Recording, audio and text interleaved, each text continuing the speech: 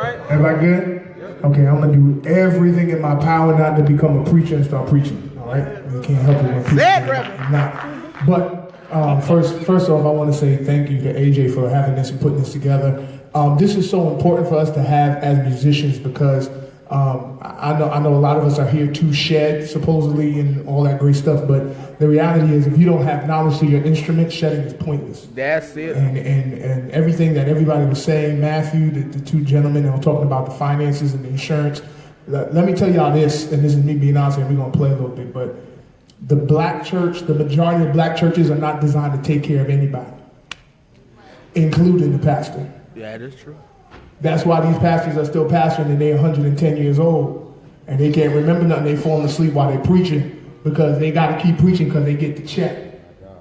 It's not set up to say, okay, let's make sure you have some life insurance. Let's set you up so you have money to retire so that you don't have to be 90 and have to preach.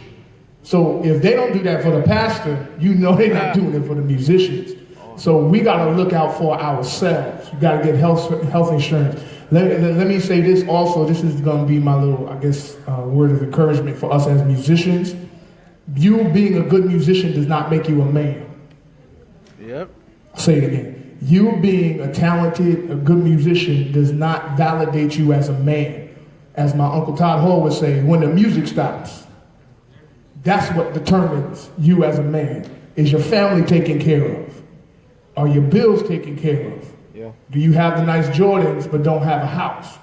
These are the things that determine you as a man. And all right, some of y'all ladies, I hear y'all whispering, I don't want to be married, I ain't getting married. But you doing stuff to have kids. Well. So you need to have health coverage so that you can be a man and take care of your kids. If your kid gets a cough, what you gonna do? Go to urgent care? You can't do that. You gotta have something set up. All right, so please, brothers, and I'm gonna get to the technical musical stuff, but please, don't depend on the church. Don't depend on gigs, please, because y'all, you can gig around the city for $75 a pop, but at the end of the day, you ain't making no money. Yeah. You know what I mean? So let's just think for your future, think for your legacy, think for your children's and your children's children. Think long term. Don't think right now in the moment. All right, because let's be real, a lot of us are not gonna be on the road gigging for everybody. All right, let's do it this way. Name some of the top gospel artists. Hezekiah Walker. And I can tell you from experience, Hezekiah Walker is not gigging every weekend. Because he got dates where he got the band, there's dates where he has band and singers, and then he has dates where he got tracks. And then there's weekends where he's home pastoring. He's not gigging every week. Yeah. How much money am I making if he got a month full of track dates? How much? None. That's a whole month I wouldn't get no money if I was solely dependent on that one gig. Name another gospel artist, top artist. I'll name one, Ty Tribbett. He ain't gigging every weekend either. Yeah. Anthony Brown, he ain't gigging every weekend. And the reality is you may get a weekend where you get 4 or 5 gigs. But the reality is that's not every weekend. That's not all the time. True. Right? He plays for JJ. Every weekend? Never. You see? So you can't be dependent on the gig. Now, unless you land a Fred Hammond gig. Now, Fred has his musicians on a retainer. You know what that means? That means his band gets a check every week, whether they gig or not. So that when he makes the call, he gets first priority. So if I have a gig with you, and Fred calls me and he has me on a retainer, guess what? Sorry, I gotta go with Fred. That's why everywhere he went, he had more horns. Maurice Fitzgerald, John Witherspoon. He had them on a retainer. Wow. And made them, you make me priority. I'll take care of y'all.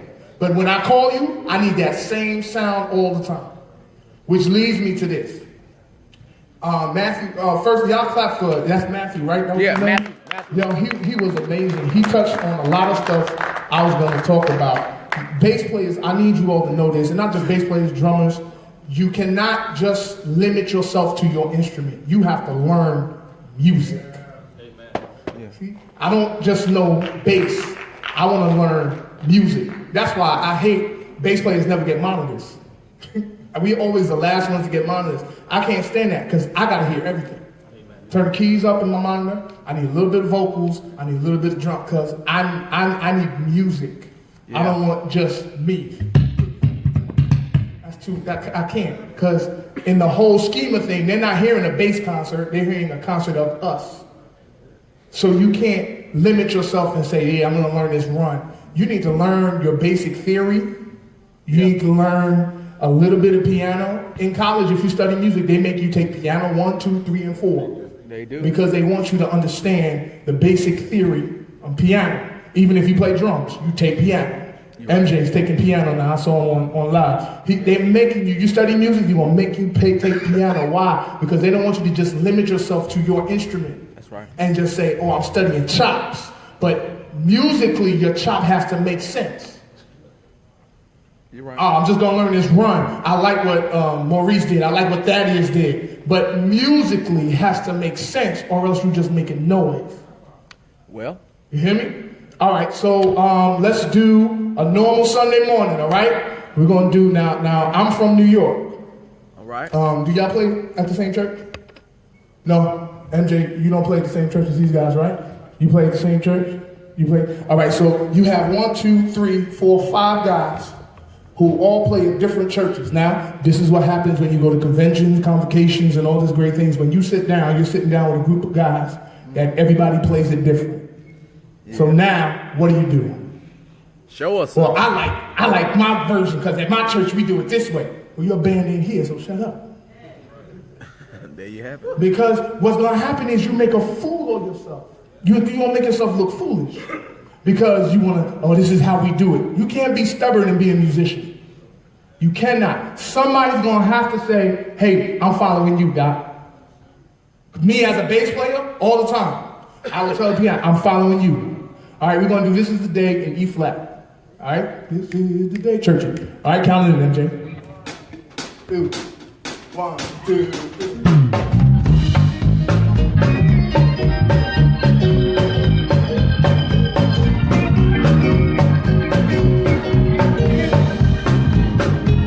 All right, stop. So now you hear right there, that sounds like fluff.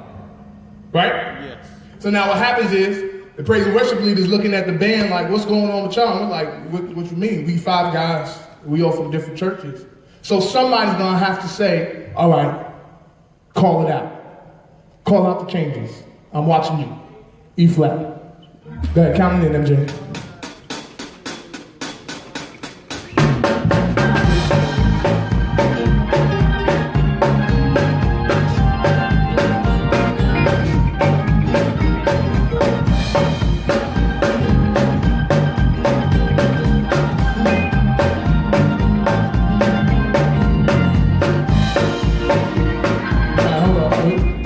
There's a song you playing? Okay, I was making sure we was on the same song because you said 6 days. I was like, what? But that's the things that happen, and that's the point I want to make, is that when you come together, somebody's going to have to take a role and be low-key for the sake of music. Now, as Matthew said, you have your Sunday morning, you have, I'll go further and go into Sunday morning. You have your praise and worship, you have your choir songs, you have your churchy songs. Forgive me. I want to thank God for Bishop Thomas, Bishop Mark Thomas. God bless you. Let's thank God for him, leader. Amen. Bless you, sir. You have your praise and worship songs. You have your choir songs. Now you have different style choir music. You got Hezekiah Walker. You got James Hall. You got Ricky Dillard. You got J.J. Hairston. These are all different styles of gospel music. You can't get and play. You can't play like Hezekiah on a Ricky Dillard song. That's true. And you can't play like James Hall on a Hezekiah song. It does not. I play for James and I play for Hezekiah. When we went to James Hall stuff, we had liberty. James is a musician. James, hey, y'all be free. Hezekiah, nah, take that out. Take it out. But it feels good. It sounds good. I don't care. Take it out. This was his approach. Y'all ready? In this room right now, I'll say the majority of people that is in this room will take out maybe about a corner of this room right here. If we all would come over here, we take up maybe the first 4 rows, right? That's the first 4 row of musicians who can appreciate somebody who do a run. If I do a run, everybody be like, oh, woo! Y'all know how we do. But guess what? You got 1,000 other seats in this room that does not understand that language. They don't understand that. So what happens is this is Hezekiah Walker's approach. If you appeal to the 1,000, they got to learn it anyway. Because it's in demand. Every praise, now first off, every praise. Please. Now let me tell y'all, y'all tired of every praise, right? Let me tell you why I'm tired of every praise, because every praise was being sang in New York for 5 years before it got out. Oh. Yeah. 5, 6 years. No, it's all good. But when you do every praise, what are you going to do on every praise? Like, you know, what does it call? Does it call for a line? Does it call for, no, it's not necessary. So when we did every praise, Bishop Walker said, we're going to appeal to the masses. Every praise is everywhere. Every praise got a Dove Award, a Stellar Award. They didn't get a Grammy. But it's everywhere. I wasn't in the studio thinking like, yeah, this song, I'm gonna play it live. You can't approach music like that. So now when we do it on Sunday mornings in our church, we have to appeal to who? Not the musicians, you have to appeal to your audience. Because they don't speak the language of music. So when you do a chord, they don't understand the purpose of that. They just know good music. And they'll walk if something doesn't sound right, they'll say, something just didn't sound right. They can't tell you what it is. Now Bishop Walker doesn't play, but his ear is impeccable. We're in band rehearsal, and this is what he'll do. He'll say, play it again. We'll play the whole song, and he'll say, right here, your chord is clashing with the sopranos. You got to change it. What? You sure? And sure enough, we would check it and be clashing.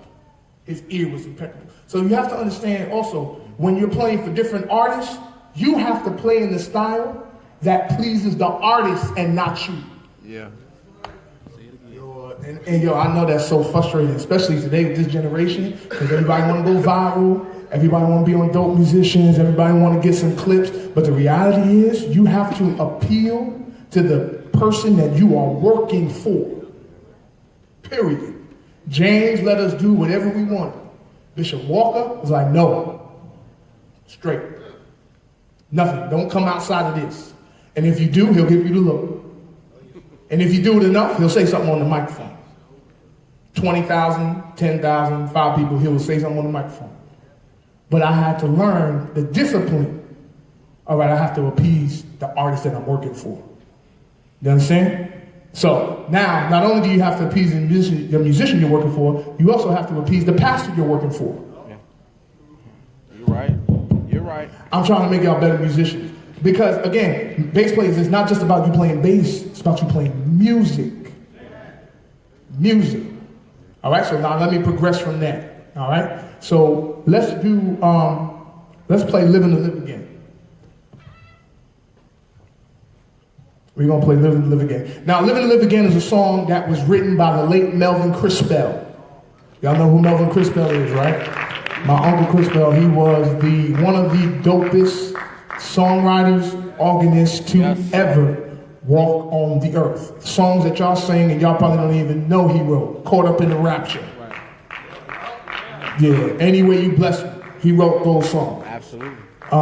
He wrote a lot of songs for Bishop Walker and for James. And we did his session with his choir when he moved to Charlotte. So we did a lot of good music. He wrote this song some years ago when he was at Institutional in Brooklyn. And one of the musicians taught it to the choir at Love Fellowship, and Bishop Walker loved it. And he recorded it, and thank God Melvin got to hear it before he passed away. He came up to New York, actually a couple weeks before he passed away. He came to New York to see his mother, and they brought him in the studio, and he was able to listen to it, what we recorded. So it's on Bishop Walker's last album that was out with Better. I wasn't going to play Better, but we're going to do Living to Live Again. I'm going to play a little bit of it, and then I'm going to address something. We're probably just going to play the first part, and we'll probably stop it. All right, so here we go.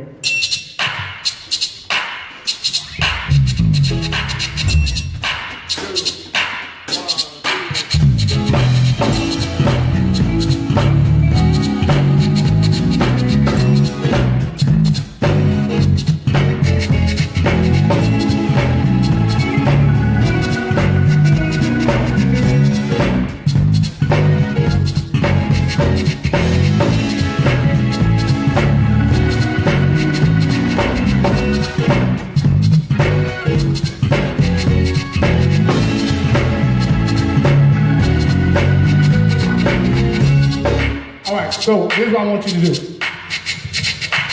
On that laptop, do you have the track, the original track? I want you to play the original track. Now, when you play in church, you have to follow the blueprint of the record.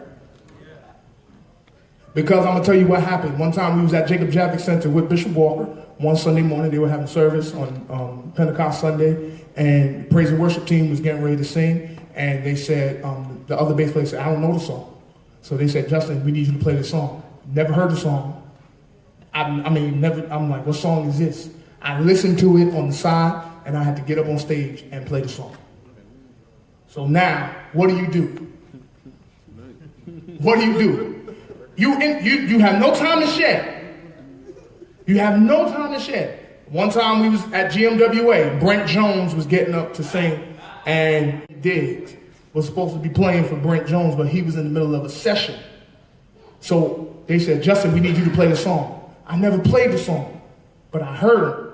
So I had to get up and I had to play the song. And the only thing I could do is to follow the record. Yeah. So the first thing I always listen for is the sequence of the song. Let me listen to it 3 times, I'll be all right. I listen to the sequence of the song. Okay, this is a verse. This is this. While I'm listening to the sequence of the song, I'm listening to the simple changes that are easy to pick up. The 1s, the 4s, the 5s, the 2s, the 6s, the easy things. The intricate parts, I will sit with a keyboard and say, hey, what's that? Or I'll sit and I'll figure it out myself if I need to, briefly. Or I'll just lay out. That's it. When in doubt, shut up. Well. Stop playing. I don't know it. I don't know it. Just lay out. All right? So play the record for me.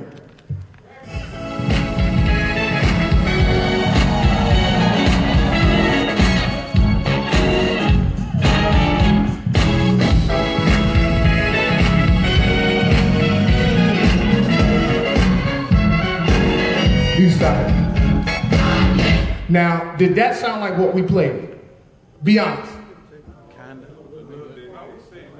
It either it does or it doesn't. It doesn't. I would know that. No. If it kind of sounds like no. You can hear the bass because you have the. You get talk in that mic for me, bro. Because I want to hear what you're saying. No, I was saying that it's as far as for your line on the bass, it did sound like it. It's just that you have your bass amp is blasting here, so you're out up front with the sound. Whereas on the record, the bass player is more background, doing the exact same thing, but the sound isn't protruding in front of everyone else. Okay, cool. So we're gonna play it again. I'm gonna turn my bass down a little bit. All right, then y'all tell me if it sounds like the record. Hit the track. Low. There's a point I'm trying to get to. I think some of y'all know where I'm trying to get to, right? So we're gonna be there. Count it in.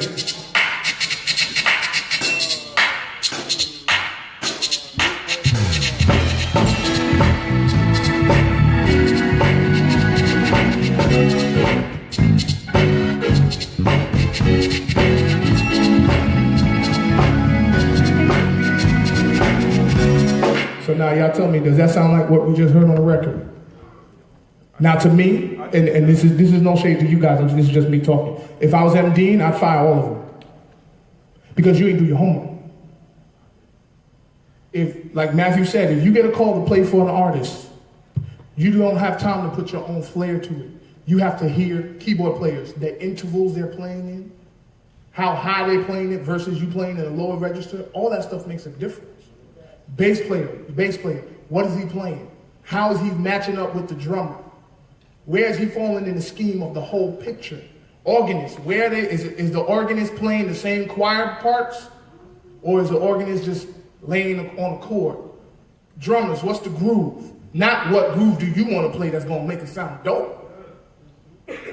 Because now you're straying from the roadmap that has been established, and now everybody gets lost. So now, and again, this is no shade to you guys, but I'm just making a point. Because if you're playing at a convention or you're playing at Holy Convocation or any of those main things, we don't have time to sit here and go note for note, chord for chord. You get one rehearsal with the choir, maybe a band rehearsal, and then you on stage and you live on the Word Network. What you gonna do? No, I'm just giving you real talk. Because either you're gonna crash and burn and go viral because you suck, or you're gonna do good and you're gonna go viral because you did good. Either way, you're gonna go viral. Reverend? No, I'm serious. Y'all made reference to a video. That's my brother-in-law, the demonic court. That's my brother-in-law. That video is not what it was made out to be. He went viral because of someone's wrong perception of the video. How you want to be perceived? So what now? What we gonna do? That means we're gonna listen to this record and we're gonna play it like the record. If I gotta chart the song out, I have no shame. I'll write chords, 4, 5, line. This. Last week, Bishop Walker had his Kingdom Week. Kim Burrell. Todd, I forgot his last name. Delaney. He sang. And all we got was the tracks. No rehearsal. Be there at 7:30. I ain't have time to sit here and say, well, what you gonna do here? I wanna do this. We have to follow the roadmap. But you know what happened? When we got up, we had a unified sound. So that means you can't be selfish. There's what I like to call musician's courtesy. If I hear him doing something, I can't go on top of him. I can't play on top of what he's doing. If he's doing the fill on the drums, I can't automatically feel like I need to do a fill on the bass at the same time he's doing it, because you know what it sounds like? That's what it sounds like. Right. So, all right. So now, did we sound like the track? No. Okay, so that's the point I'm making. You can't stray from the roadmap. Bass players, as much as we like to be original and as much as we like to do things, you have to learn how to be disciplined enough to play the song. Sometimes, you'll hear him do something. Hey, enhancing the song versus changing the ssong. There's a huge difference. Enhancing the song and changing the song is a huge difference. You can't just do a bump. You can't just play a bump. There's an art to playing shop music. There's a formula that works, that you can go to any church and follow that formula and it will be. Now let me say this. Let's stop saying you sound Kojic, you sound this. No, you either sound like church or you don't. Let's just break that, because I'm born and raised PAW. I'm Kojic for the last 4 years of my life, and I sound like church. I'm not going to walk around and be like, I'm Kojic, I'm this, I'm that. No, I sound like church, because if you put me in a Baptist church, I can still fit. Yes, sir. There's a sound for God's house. And just like Matthew said, you're not going to go and sit down on an R&B gig. Yeah, let's go. And they want to talk about love songs. The same way you're not going to come here and play love songs when you're trying to worship and dance and praise Jesus. Right? So that means you got to study your art. You got to study your craft. You got to study how's Todd's music in comparison to Byron Cage's music. What's the approach? What's the approach to Hezekiah's music and John P. Key's music? What's the approach? Not just who you're listening to, because these guys are killing. Let me also give you this disclaimer. I don't consider myself to be any type of dope bass player, honestly.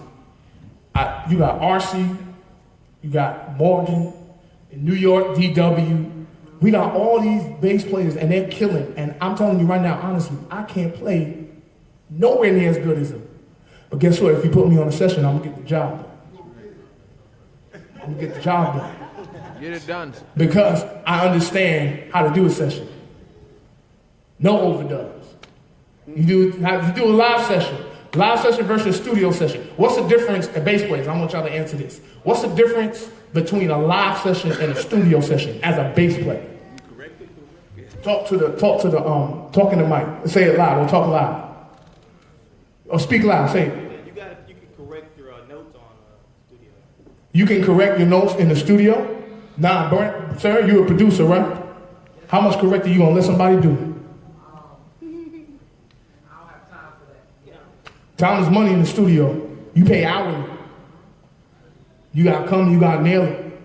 Live session. If you get paid to do a live session and you still gotta go in the studio and do work, that's a waste of money. Yeah, it is. You're doing the session twice.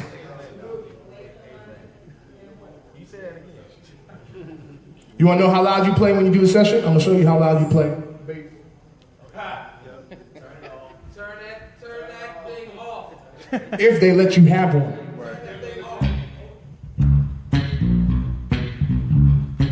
The whole session. Now you right next to the drums, and the drums are loud. You're gonna be able to hear yourself? Nope. But you can't turn it up. You know why? Because then you're going to bleed. So you have to be confident. See, that's the knowing what you're called to do. If they called you to high session, first of all, you have nothing to prove. You're on the session. You're teaching, Justin. You're teaching. You're on the session. You ain't got nothing to prove. Lay the session smooth. Nail it. I'm on the session. Oh man, you played it so simple, but I got that check. Every praise. I didn't break the sweat recording every praise. I got that check. You understand? I have nothing to prove, which means I can't come into this thinking, oh yeah, I'm the man. Oh, I gotta do this, or I gotta do that. You have to learn how to take a back seat and play the music. What's required in the music. All right? I'm doing a lot of talking. I'm also gonna say this, and I'm gonna play, you got the line? I wanna play something. You have to also make yourself know gospel music. Know the new stuff and the old stuff. Got to. Yeah. I'm gonna show you why. All right, let's do Thank You, Lord, for all you done for me. A flat. All right, you ready? There, you can count it. Hold up, Matt, come on.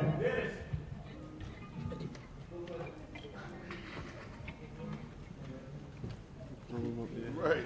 All right. Here we go. It's important also, even though you're playing music in the spirit of the moment, you can still be musical. All right, here's an example, bass players. I'm gonna tell you what drives me crazy as a bass player. When a drummer comes in and starts playing, and I didn't start playing with him. Right. Up a wall, I wanna hit. Dude, like, no eye contact, because a good drummer will look at his bass player, widen his eyes or something like, right here. We all coming in here. No, I'm not ready. Oh, okay. And he'll wait and go one more time around. Why? Because we're a team. And for the music, we got y'all seen Kevon Carter, and he talks about how musicians communicate. That's so true. In between, they talking, we're like, what's the song? And they playing. That's exactly what we do. But bass players and drummers, we have a communication, we have a relationship. I need to know when you all coming in. All right? You started playing your way. You started, and then we'll all come in. Play the top. Yeah. No, just play hi-hat for now at the top, and then we all. Just play.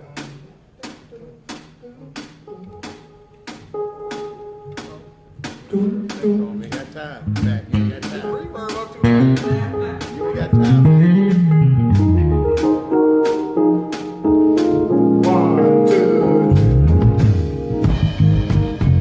You see how we all came in?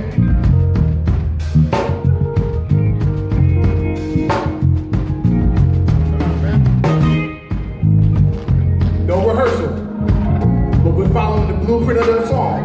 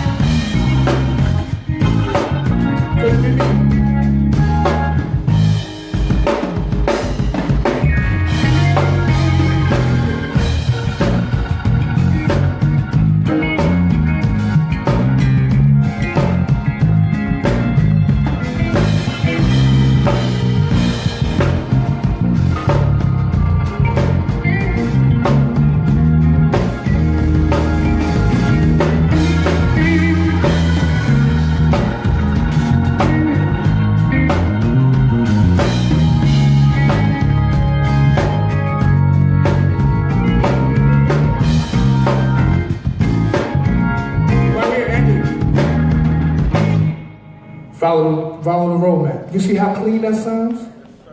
No rehearsal, no nothing. If anybody came out, everybody respected it, and we fell right back. It wasn't too much. All right, let me give you two my bass players. Let me help you out something, okay? You cannot be so busy when you play bass.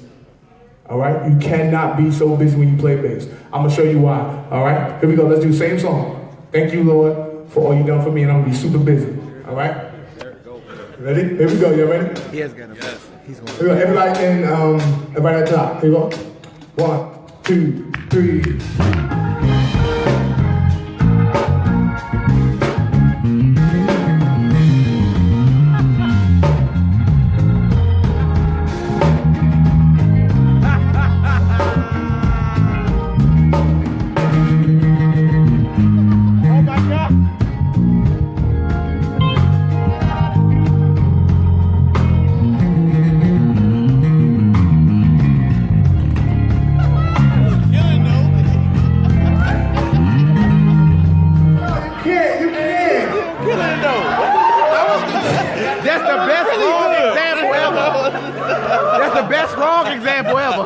No, but listen to me. But yeah, it might have sounded cool as a bass player, but as a band, that was a mess. Yeah, it was. It was. If we were recording, none of that would make the record.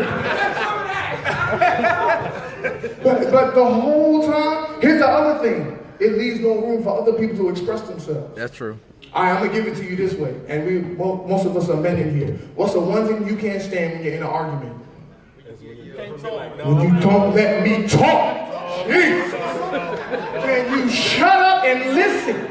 I already know what you're gonna say. I'm halfway through my sentence. How you know? Musically, you get frustrated because somebody in the band won't let you talk. Uh-oh. Because you taking all the spots. This is good.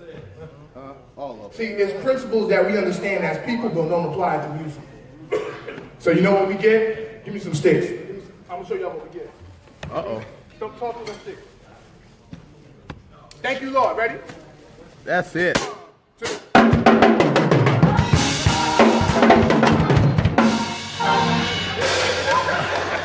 Go ahead, throw. Listen, I'm gonna show y'all this. This is an example. You getting ready to have a share, right? Yeah. How many drum sets are set up? 3. How many bass rigs are there? 1. Ain't that nothing? Ain't that nothing? 1, bro. How many organs? 2. There's 2. I'll probably guarantee that one ain't getting turned on. Nope. That's Bishop's organ. Y'all understand? Y'all can't make music, and this is no shade to drummers. Y'all, and let me say this. Let me tell you why Brandon is one of my favorite drummers.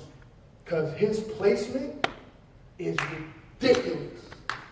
Y'all know why y'all love Calvin Rogers so much? His placement is ridiculous. Yeah. You know what? Both of them. No, real talk. Both of them. Yeah, both of them. and Taylor, yeah. You know why Calvin Rogers is so ridiculous? He's the setup king. He is. He's going to set you up leading into a phrase. That's his spots that he takes. Everybody has room to express themselves. So now here, we frustrated because I got to stay here as a bass player because the drummers is going.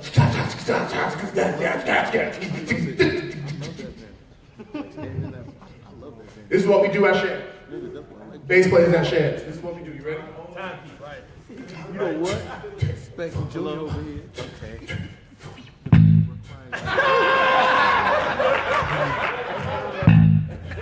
Boy. That's what happens at Shad. But you know what? That shedding mentality has crept into every church service. Every service. Every single one. D flat. Praise God. Let's do a bump. Alright? I'm going to show y'all this. So now, first off, drummers, if you're in the room, you have to communicate with your bass players. Alright? If your bass player is here,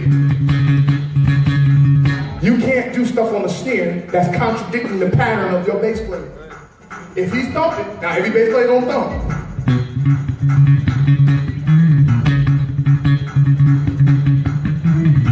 You can't be on the snare because you know why?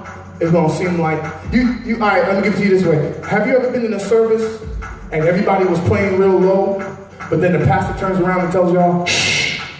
You ever seen that? You know why? Y'all too busy.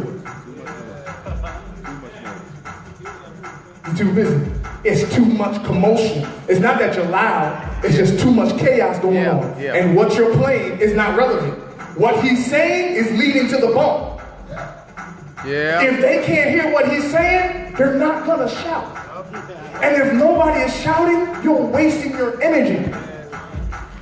Sir. Y'all understand what I'm saying? All right, so here we go. I'm gonna call out some stuff and y'all just catch it. C#.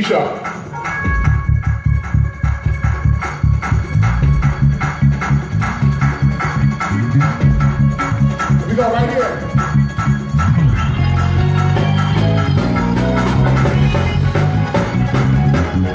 Play out. I've seen you play before. I need you to play like we at 8. Let's go. 1, 2, 1, 2, 3.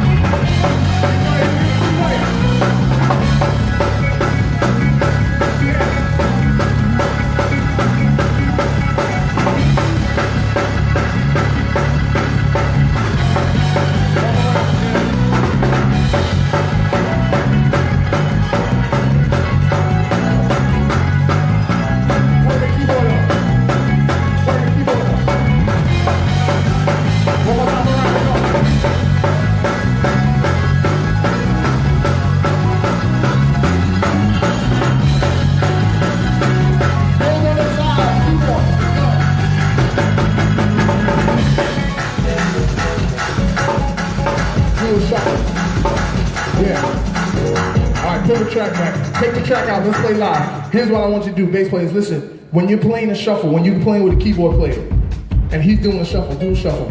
Any type of shuffle. Yeah. Okay, cool. So let me help you with this. In the same, no, that was dope. That's keyboard players. When you're playing with a bass player and you're playing with a full band, when you do something consistently, you let the band get ready to catch it and hit it together. Yeah.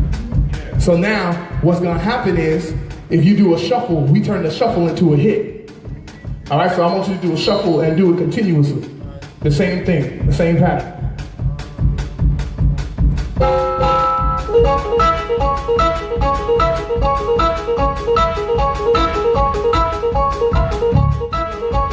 Okay, so everybody play live right here. Now keep doing that shuffle.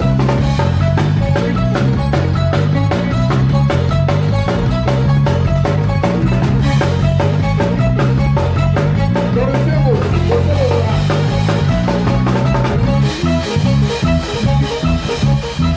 I said cymbals, Doc. No bass drum. That's a whole different feel.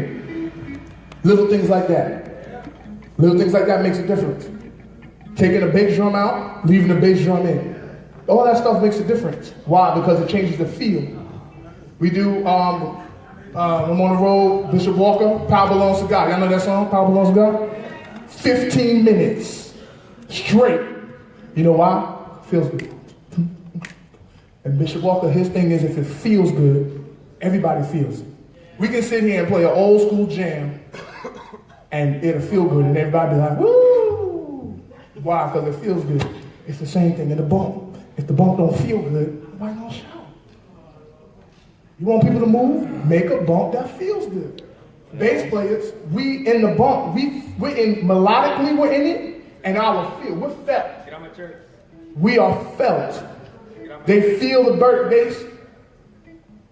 Oh, I'm sorry. Okay. They feel us playing, and they're hearing us. We're felt. Which means we gotta feel, we gotta fit with the drummers so to feel. All right, so go ahead, do it again.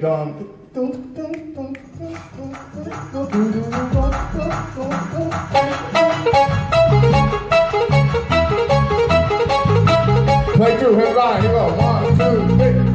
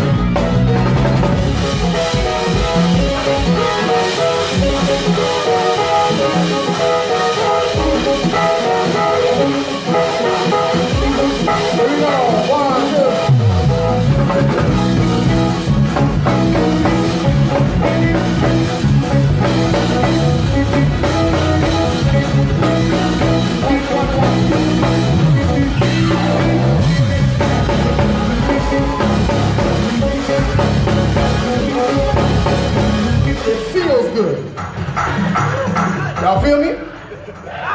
Feels good.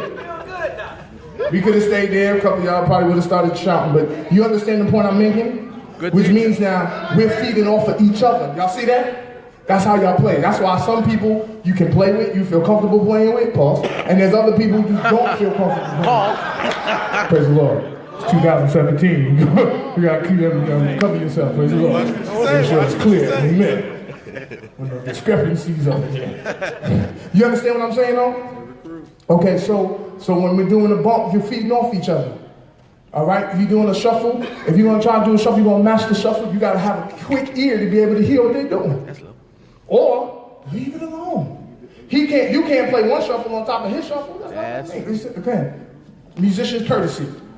All right, I got 8 minutes. Okay, cool. All right, let me do. Where's my phone?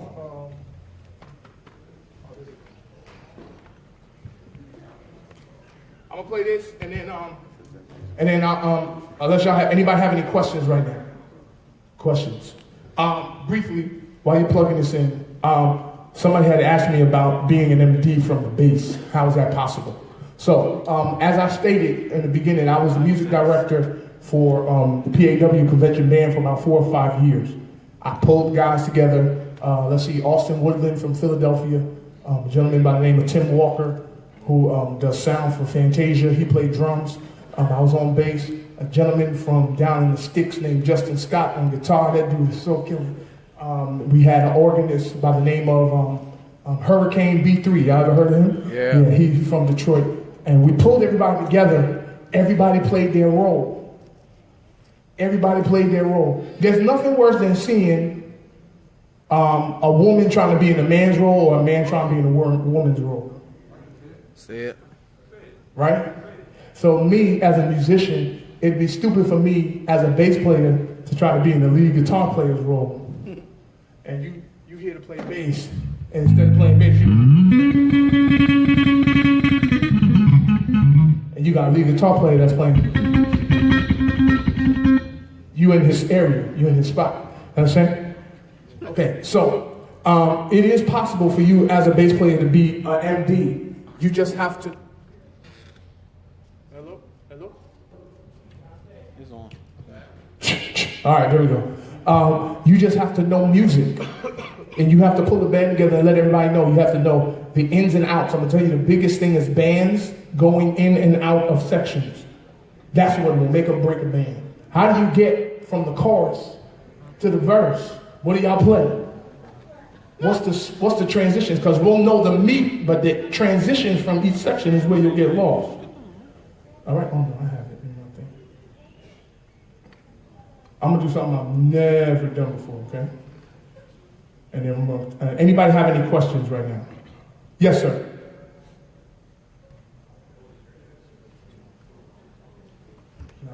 So I was wondering, how do you? Only because I know you're short on time, so I'll just ask this one because I have 2 questions. But how do you fight the discouragement of seeing other bass players that are better than you, especially when you're doing what you just said? When if the song requires you to just keep the bass line, that's it, like not going everywhere else, but then you have, say, someone else comes visit or whatever, and they do all that other stuff, then they get the reaction from everybody else. Now it's like, well, I didn't train myself to learn to do the extra stuff because all that was required was just to keep it simple. Now all of a sudden you find the discouragement of like, maybe I suck because I can't do all this other stuff. So how do you fight that discouragement? What do you do when you feel that? You know, how do you overcome that? I'm going to tell you this. You stood up and you talked earlier about you being involved in insurance, right? Something that you stood up and you confidently spoke about it because that's your area of expertise. Yeah. I'm not going to be a fool and say, I need to sound like him. That's your area of expertise. That's what's required for your life, your season, your purpose. My purpose doesn't require that. Yeah, I need to know some of the information to give me access to what you have and what you have to offer. Watch it. But I don't need to be you and sound like you. Because if God needed two of us, he would have made us twins. Wow. You have to understand, being a musician, you have to be comfortable in being yourself. Identity, that's it. You have to be comfortable being yourself. You have to create your own sound, your own style, because you'll come and you'll be like, oh, I sound like this one. All right, but if he's on the road gigging, where you gonna go? Cover band. Exactly. You'll be an old cover band. Just covering songs. You're walking in with your gear, and you old. Like, be creative. Be you. So let me tell you what happened. God did something to me. We had the GMWA board meeting was in New York some years ago, and I was scheduled to play every night for somebody. Every night. I'm like, yeah, all right. They're gonna know. When I'm done, they're gonna know that I can play. I can hang with the big dogs here. The second day into the week, passed out at work. Damn, bam. Because musicians will go. Our schedule will get busy, and we'll go, and we'll go, and we'll go. We won't be eating right. We won't be sleeping right. And we'll just go, and we'll go, and we'll go, and we'll go. At some point, your body's gonna shut down and say, yo, you're gonna rest now. So I passed out Tuesday. I'm in the hospital, right? Getting my IV, my fluids, and I'm like, Lord, like, this was the week. I was gonna show everybody who I was. I was gonna prove to everybody I was dope. And God spoke to me in the hospital and said, if you ever succeed in proving yourself, you don't need me. The Bible says your gift will make room for you. You don't have to make room for your gift, which means you don't have to defend it. You don't have to speak for it.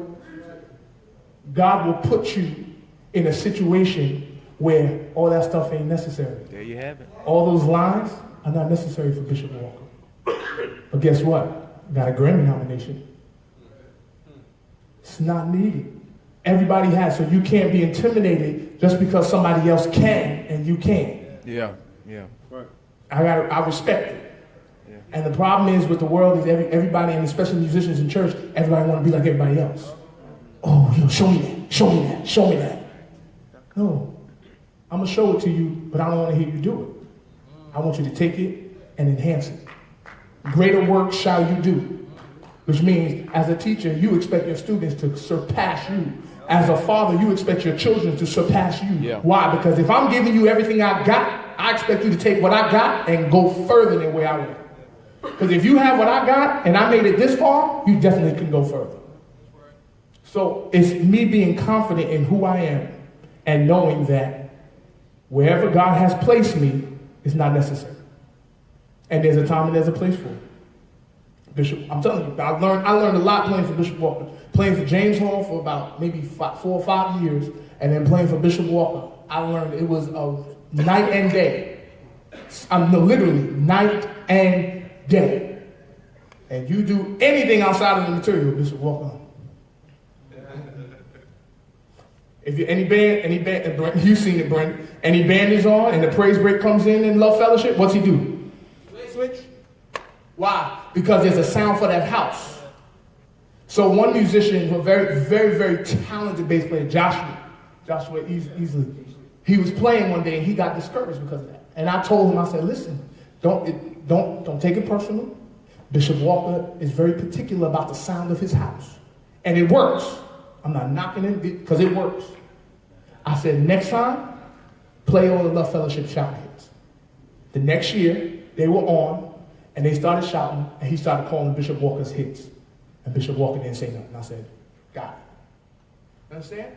In other words, I got to learn the house. You can't come and force your spirit on the house. If the house is a worship house, don't come in there trying to force them into a dance. It's just not the house.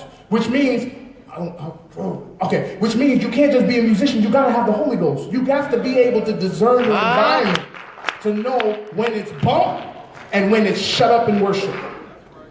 There's a difference. So you have to know, you have to be sensitive. Is it fun playing shout music?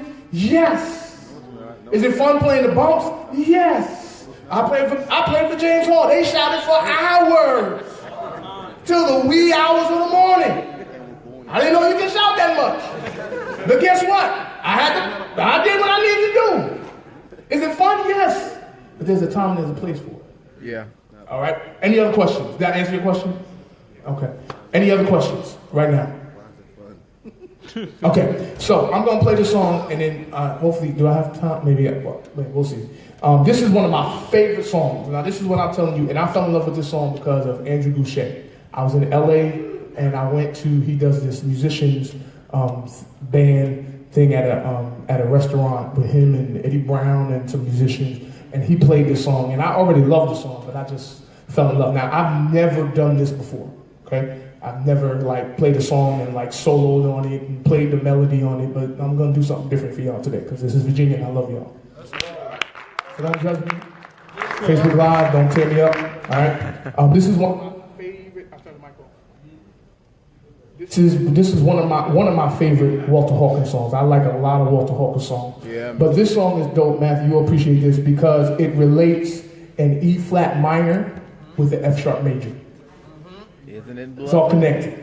I call them cousins.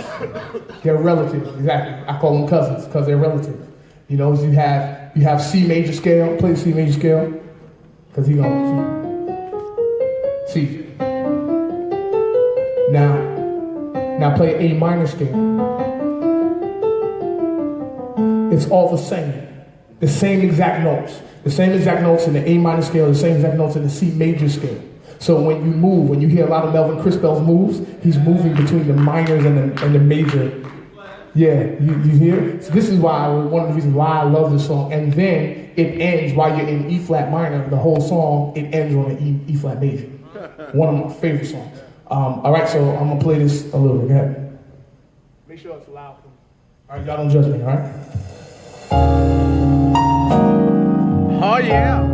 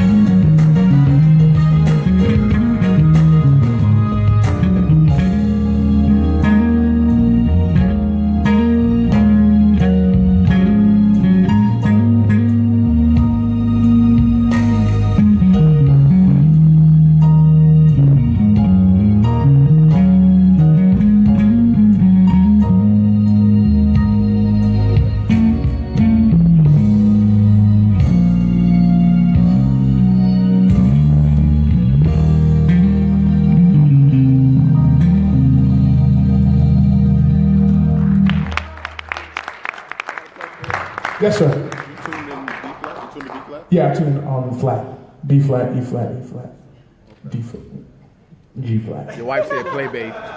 Oh, my wife was on there? She said play bass. Hey, baby. I got my ring on.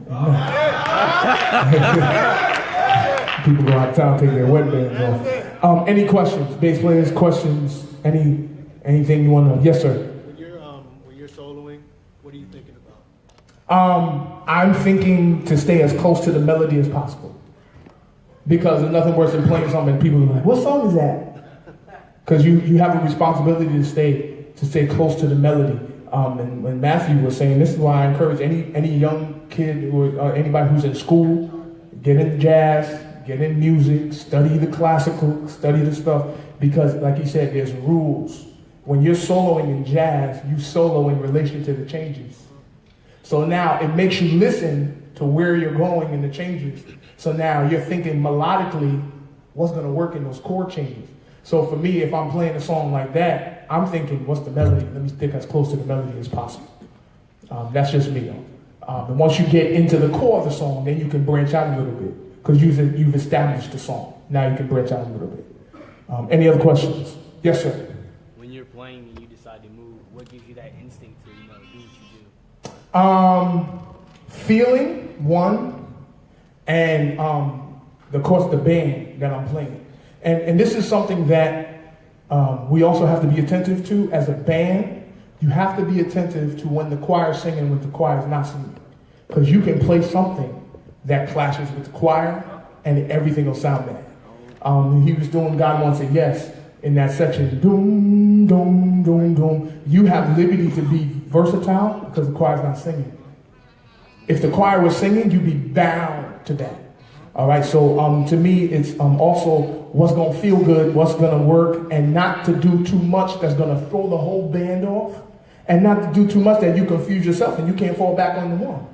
Because there was a season when right before I started playing with James at the beginning, and I was playing, and I would do stuff, and I couldn't come back on where I was. I would lose my place in the song. So it doesn't make sense for you to come out of the song and play something to enhance the song and you don't fall back into the song. So it's also not doing too much because you don't, I don't want to get nobody mad, but moms, sometimes your mom just talks too much. Why are you doing this? Why are you doing that? Why are you doing this? Girl, clean this, clean that, clean this, clean this. Musicians play like that sometimes. You just got so much to say. Just be quiet. Say it once and be quiet. Right? That's how you want people to talk to you, right? Mom, I heard you when you said it the first time. I got it. Some of y'all the same thing. When you're on your instrument, say it once. You don't have to say it again. We heard you. Right. Loud and clear. Right. And then what happens is when you keep saying it, you become redundant and it loses its effect. So when you talk less and then make a statement, it stands out more. So if I'm here, right? Where was he at?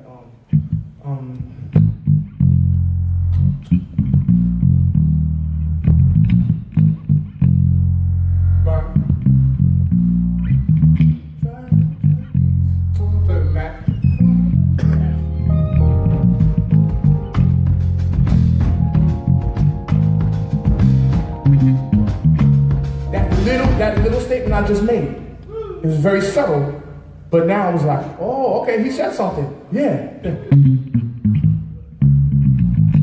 Right back. Instead of, you see what I'm saying? Now it's like, okay, you're talking too much. We heard you. Just be quiet. So, listen, I'm telling you, with music, there's a lot of principles that we know naturally with each other. It applies to music. We don't realize it. So that's what, for me, what's going to feel good, what's going to make a statement, a loud statement. Listen, it's like, well, you don't have to do that, and you don't have to do this because it bothers me and it annoys me, as opposed to just saying, stop. Same thing.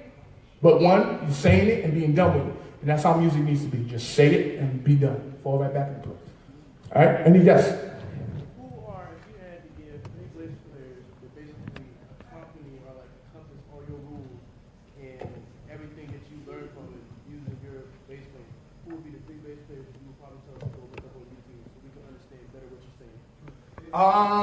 That's good. That's a good question. You can, particularly, one of my favorite bass players was Maurice Fitzgerald. And I would not tell you to look him up on YouTube. I'll tell you to get his records. And his records are a long list. A lot of people don't know those early Calvin Rogers records with Larry Trotter. That's Maurice on bass. Fred Hammond, that's Maurice on bass. Live, yeah, John P. Key, the Strength album. He killed that album. He was actually on Show Up too. He was on a lot of John P. Key records. If you check the track record, follow Maurice. Listen to how he comes out and falls right back. But he plays that music, he's solid. So Maurice Fitzgerald, Thaddeus changed the game. He changed the game because he was the one who took, okay, I could play a 2 on this 4 chord. Yes. He was that guy. And he took that and just ran with it, just played other bass root notes, which makes you have to know your chord. And know, for example, in minor, a lot of organists and keyboard players, when they think in minor keys, they think in the major, but think start on 6. Me as a bass player, I think in minor. So just now, I was in E flat minor, but to a keyboard player, they may say we was in F sharp major. We just start on 6. We're bass players. We're the root. I'm always thinking about where's my 1. If I'm in minor, I know because I did theory. So I studied. A minor is a minor. That's just my 1.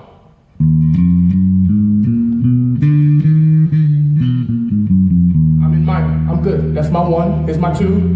I know my 3 is flat. I know this. This is my minor. 4 and a 5 are regular. My 6 is flat. 7 is a half step up. That's how I know. So I know when they say 1.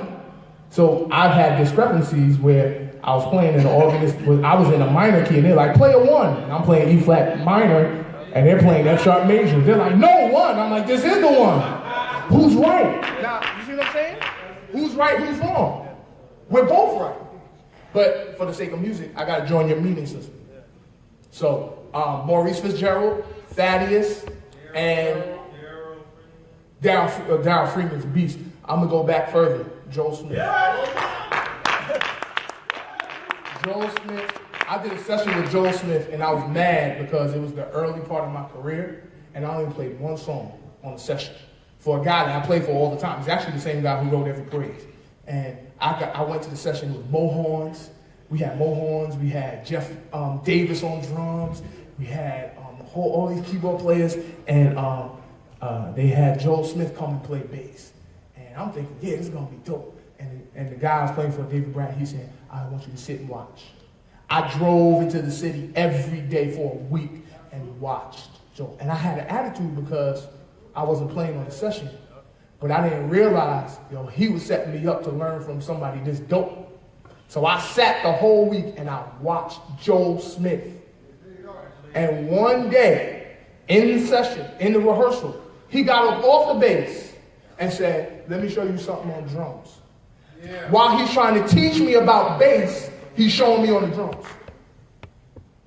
All right, what you gonna show me, Joel? And the way he showed me and he spoke to me and taught me about the relationship between bass and drums, making sure the groove is tight, making sure. So if you listen to the last record that Hezekiah did, we had a little more freedom to establish the foundation, because if you come out of the foundation, Bishop Walker's not gonna be too fun. He's not gonna like it. So we had an ability to make the foundation a little more fun. As long as it felt good, he was all right with it. So if you listen to it, me and Jeff Les, his foot is locked. We're locked. Living to live again. About every little subtle move, I was like, that's how we're gonna do it? Cool, we were locked. So Joel Smith taught me that. He taught me that method. By me watching Joel Smith, he taught me that. So I have Maurice Fitzgerald, Thaddeus, and Joel Smith. Absolutely. Question, any other questions? We gotta be quick, yeah. All right, real quick.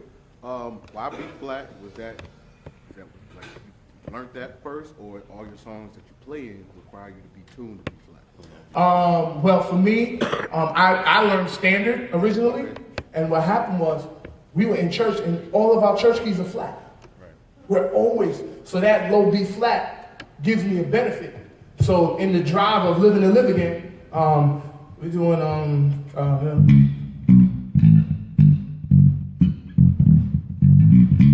because I have that low B flat, I can go.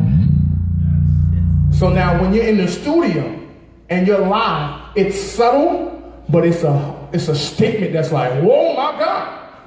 I have that low B flat. I have that benefit. where someone who's tuned standard only has a B, and they can't go any further than that. But you're always in B flat, so B flat works for you. You're two if you're in A flat, your 2 is your low B flat. It works out for us in church because of where you fall in the fretboard.